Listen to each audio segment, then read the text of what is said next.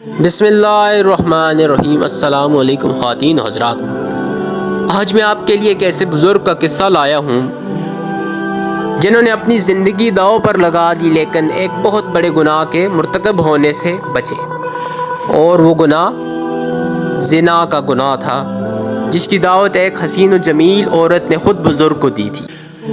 قصہ شروع کرنے سے پہلے اگر آپ نے میرے چینل کو لائک، سبسکرائب اور شیئر نہیں کیا تو وہ لازمی کر لیں تاکہ ایسے قصے مزید آپ کو ملتے رہیں۔ حضرت ابن عباس حضرت کعب بن احبار سے نقل کرتے ہیں کہ انہوں نے بتایا کہ بنی اسرائیل میں ایک صدیق شخص تھا جو عبادت میں منفرد مقام رکھتا تھا۔ یہ ایک عرصہ تک اپنی خانقاہ میں عبادت کرتا رہا۔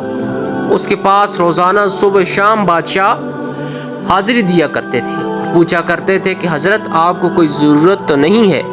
تو وہ جواب دیتا، اللہ میری ضرورت کو خوب جانتا ہے۔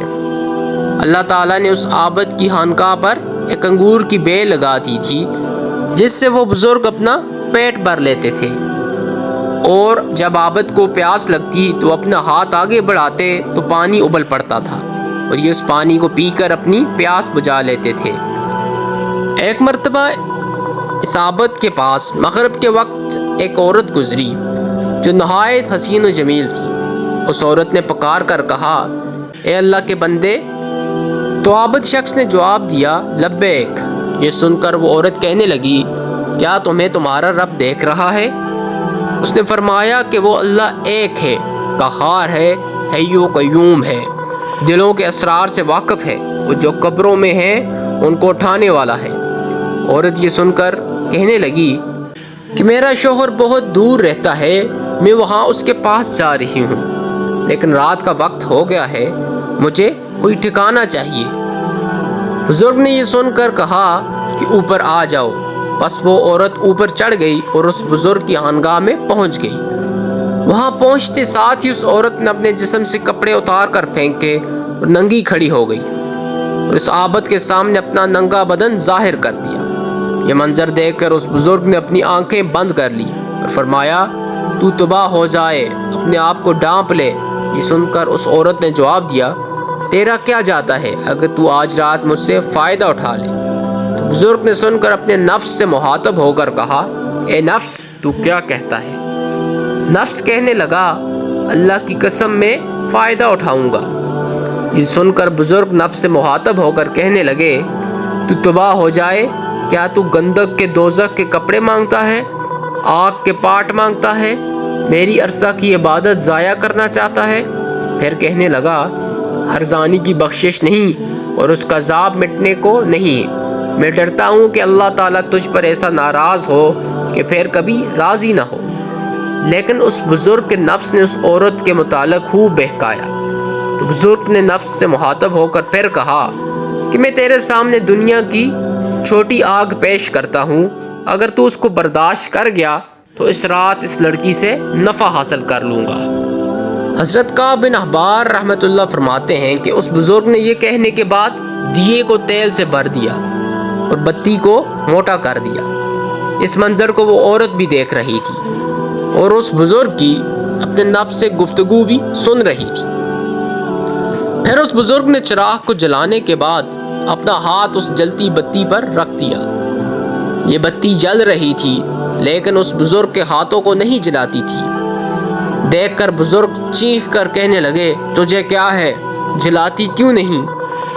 تو بتی اس کا انگوٹھا کھا گئی، یعنی انگوٹھا جل گیا۔ پھر بزرگ کی انگلیاں کھا گئی، پھر اس کا ہاتھ کھا گئی۔ یہ منظر دیکھ کر اس عورت نے زوردار چیخ ماری اور دنیا سے کوچ کر گئی۔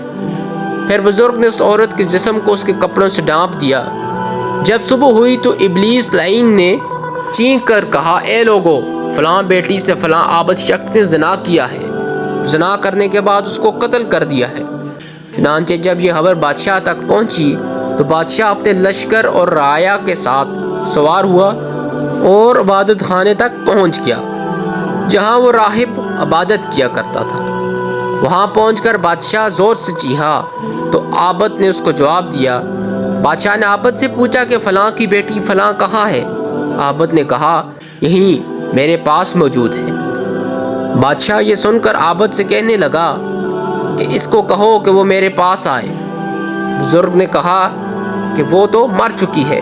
یہ سن کر بادشاہ کہنے لگا چونکہ وہ زنا کے لیے رضامند نہیں ہوئی حتیٰ کہ تو نے ایک جان کو قتل کر دیا جس کو اللہ تعالیٰ نے حرام قرار دیا ہے۔ پھر بادشاہ نے غضبناک ہو کر اس عبادت خانہ کو گرا دیا اور عابد کی گردن میں زنجیر ڈالی اور اسے گھسیٹنے لگا۔ عورت کی لاش کو وہاں سے اٹھا دیا گیا اور اس عبادت خانے کو گرا دیا گیا۔ اس وقت کے لوگوں کا دستور تھا کہ زانی کو آرے کے ساتھ چیر دیا کرتے تھے۔ عابد کا ہاتھ جو سارا جل گیا تھا اسے عابد نے ہاتھ کی آستین میں چھپایا ہوا تھا اور وہ عابد واقعہ کی حقیقت کسی کو نہیں بتا رہا تھا۔ چنانچہ آرے کو عابد کے سر پر رکھا اور جلادوں کو حکم دیا گیا کہ آرا چلا دو۔ چنانچہ حکم ملتے ہی جلادوں نے تعمیل کی اور آرا چلا دیا۔ جب آرا عابد کے دماغ تک پہنچا تو اس کی آہ نکل گئی۔ اللہ تعالیٰ نے جبرائیل علیہ السلام کی طرف وحی نازل فرمائی کہ اس کو کہو کچھ نہ بولو، میں تیرا صبر دیکھنا چاہتا ہوں۔ اس کے صدمے نے میرے عرش برداروں کو، میرے آسمان کے مکینوں کو رلا دیا ہے۔ مجھے میرے غلبے اور جلال کی قسم، اگر اس عابد نے دوسری مرتبہ آواز نکالی تو میں آسمانوں کو زمین پر گرا دوں گا۔ چنانچہ اس عابد نے دوسری مرتبہ آہ تک نہیں نکالی اور نہ کوئی بات بتائی، حتیٰ کہ اس حالت میں ہی اس کا انتقال ہو گیا۔ چنانچہ جب وہ فوت ہو گیا تو اللہ تعالیٰ نے اس مردہ عورت میں روح ڈال دی جو عابد کا عمل دیکھ کر دنیا سے کوچ کر گئی تھی۔ تو عورت نے لوگوں سے مخاطب ہو کر کہا، اللہ کی قسم یہ مظلوم ہو کر فوت ہوا ہے، اس نے زنا نہیں کیا تھا اور میں بھی ابھی تک کنواری ہوں۔ اس کے بعد اس عورت نے گزشتہ رات کا سارا واقعہ لوگوں کے سامنے نقل کیا۔ یہ سن کر جب لوگوں نے اس عابد کا ہاتھ نکالا تو جیسا لڑکی نے بتایا تھا ویسا ہی جلا ہوا پایا۔ یہ دیکھ کر لوگ کہنے لگے کہ اگر ہمیں علم ہوتا کہ اصل حقیقت کیا ہے تو ہم کبھی بھی اس کو جسم کو نہ چیرتے۔ عابد دو ٹکڑے ہو کر زمین پر گر پڑا، لڑکی بھی جیسے پہلے مردہ تھی ویسے ہی ہو گئی۔ پھر ان دونوں کو دفنانے کے لیے قبریں کھودی گئیں تو اس میں کستوری، عنبر اور کافور کی خوشبوئیں مہک رہی تھیں۔ پھر لوگوں نے اس عابد شخص کا جنازہ پڑھا اور انہیں دفنا دیا۔ سبحان اللہ، اس واقعہ کو پڑھ کر ہمارا ایمان تازہ ہو جاتا ہے کہ اللہ تعالیٰ نے اپنے بندوں پر کتنا انعام فرمایا جو اس کی اتباع کرتے ہیں، اور کامیابیاں صرف انہی کے لیے ہیں۔ اس لیے ہمیں بھی ہمیشہ اپنے نفس کی غلامی سے بچنا چاہیے، کیونکہ نفس ہمیشہ عیش و عشرت اور حلت خواہشات کا دلدادہ بناتا ہے اور پھر نفس کے باعث انسان جہنم کی طرف چلا جاتا ہے۔ اس لیے ہمیں ہمیشہ اپنے نفس کو اپنے قابو میں رکھنا چاہیے، کنٹرول میں رکھنا چاہیے، تاکہ کوئی ایسی خواہشات نہ مان بیٹھے جس کے بعد میں ہمیں پچھتاوا ہو۔ اللہ پاک ہمیں نیک اعمال کرنے کی توفیق عطا فرمائے۔ ہم ملتے ہیں اگلے قصے میں۔ میرے چینل کو لازمی لائک، سبسکرائب اور شیئر کریں۔ اللہ حافظ۔